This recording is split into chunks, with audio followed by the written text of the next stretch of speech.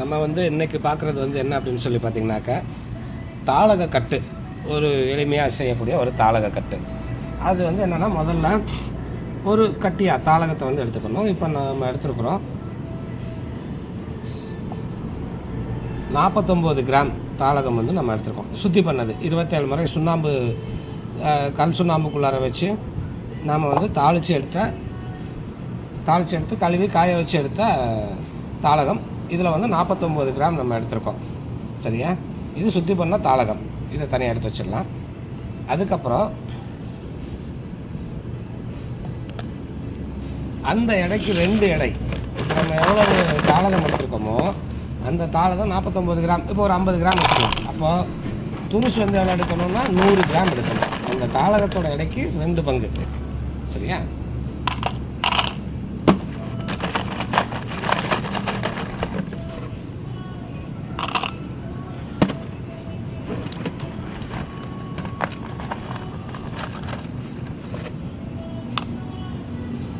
ஒரு 101 கிராம், ஒன்றும் பிரச்சனை இல்லை. சரியா? இந்த தாளகத்தை நம்ம துருசை தாளகத்தோட எடைக்கு 2 பங்கு எடுத்து அதை கல்வத்தில் போட்டுறோம். சரியா? கல்வத்தில் போட்டு நல்லா பொடி பண்ணிவிட்டு இந்த வெங்காய சாறு, இது சின்ன வெங்காயத்துலேருந்து எடுத்த சாறு, சின்ன வெங்காயத்தை அரைச்சி புழிஞ்சு எடுத்த சாறு. இந்த சாரை என்ன பண்ணுறோம்னா, நல்லா இதை அரைச்சிட்டு துருசை முதல்ல நல்லா பொடி பண்ணிடணும். பொடி பண்ணிவிட்டு இந்த வெங்காய சாறு விட்டு 3 ஜாமம் நல்லா அரைக்கணும். சரியா? நல்லா மெழுகு பதத்துக்கு அரைச்சி எடுத்துகிட்டு இந்த தாளகத்துக்கு கவசம் கட்டிடணும். சரியா? தாளகத்துக்கு கவசம் கட்டணும். கவசம் கட்டி நல்லா காய வச்சிடணும். நல்லா காஞ்சதுக்கப்புறம் இந்த வில்லெல்லாம் இருக்கும் இல்லையா, அதாவது தாளகம் துருசு எல்லாம் சேர்ந்த ஒரு அந்த வில்லை இருக்கு இல்லையா, அந்த வில்லையோட எடைக்கு 4 பங்கு எடை சுண்ணாம்பு, கல் சுண்ணாம்பு, தாளிக்காத கல் சுண்ணாம்பு. சரியா?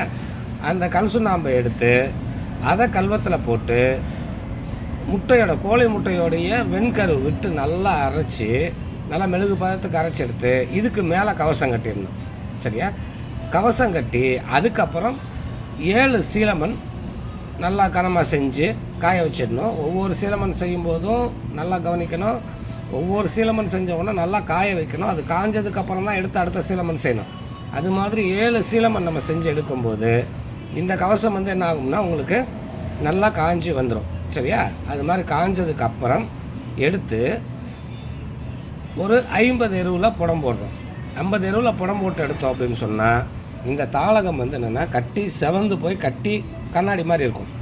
இது ஒரு அரை கட்டுக்கு வந்திருக்கும். சரியா? இது மாதிரி 2 முறை அல்லது ஒரு 3 முறை நம்ம போட்டு எடுத்துக்கும்போது தாளகம் நல்லா முழு கட்டாகி நிற்கும். அந்த தாளகம் தான், அந்த தாளகத்தை சுண்ணமோ பற்பமோ செந்தூரமோ செஞ்சோம்னாக்க அது எல்லா விதமான வேலைகளும் செய்யும். வாதத்துக்கு பயன்படுத்தக்கூடிய முறை இதுதான். இது கல் தாளகம். சரியா?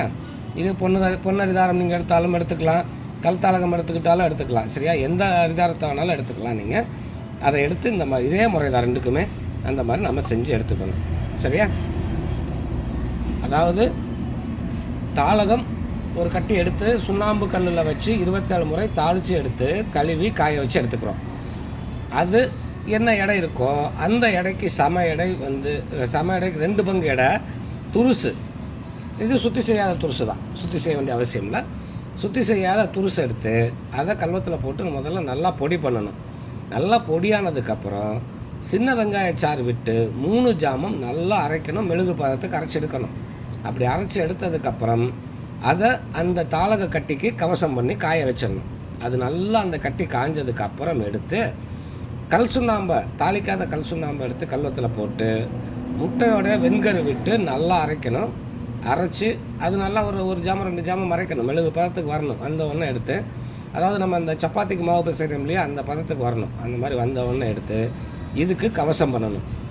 இந்த கவசத்துக்கு மேலே இன்னொரு கவசம் பண்ணி நல்லா காய வச்சுட்டு அது நல்லா காஞ்சதுக்கப்புறம் அதுக்கு மேலே 7 சீலமண் வலுவாக செய்யணும். சரியா? நல்லா டைட்டாக இழுத்து பிடிச்சி 7 சீலமண் செஞ்சு எடுத்துக்கணும். அப்படி செஞ்சு எடுக்கும்போது அந்த அதை செஞ்சு அதுக்கப்புறம் காய வைக்கணும். இந்த சீலமண் செய்கிறதுல ஒவ்வொரு சீலமண் செய்யும்போதும், ஒவ்வொரு முறை சீலமண் செய்யும்போதும் நல்லா காஞ்சதுக்கப்புறம் தான் அடுத்த சீலமண் செய்யணும்.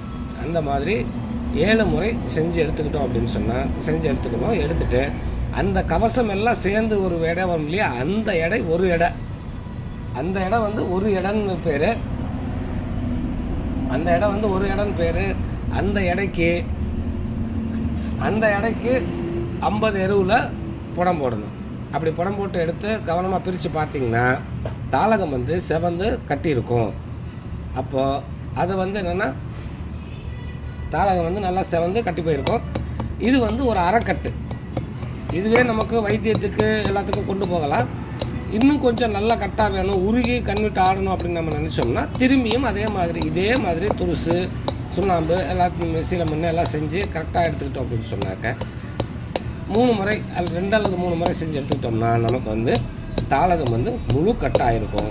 கண்ணாடி மாதிரி இருக்கும், வைரக்கல் மாதிரி இருக்கும். அதை மூசையில் போட்டு உருக்குனால் உருகி கன்விட்டு ஆடும், திரும்பியும் கட்டிக்கும், உருகி கட்டும். சரியா? இதுக்கு தேவையான பொருள் வந்து என்னென்னா தாளகம், துருசு, வெங்காய சாறு, தாளிக்காத கல் சுண்ணாம்பு, கோழி முட்டையோடைய வெண்கரு. இதுதான் தேவை. இந்த முறையில் நீங்கள் இதை செஞ்சு எடுத்துக்கும்போது தாளகம் நல்ல முழுக்கட்டாகும். வாதம் வைத்தியம் ரெண்டுக்குமே ஆகும். இந்த முழு கட்டான தாளகத்தை வந்து சுண்ணமோ பருப்பமோ செந்தூரமோ செஞ்சிங்கன்னா வாதத்துக்கு போகும். இந்த கட்டை வந்து நல்லா பொடி பண்ணிவிட்டு ஆஸ்துமா அந்த மாதிரியான நுரையீரல் சம்மந்தப்பட்ட எல்லா நோய்களுக்கும் கொடுத்தோம்னா மருந்தாகவும் ஆகும். சரியா?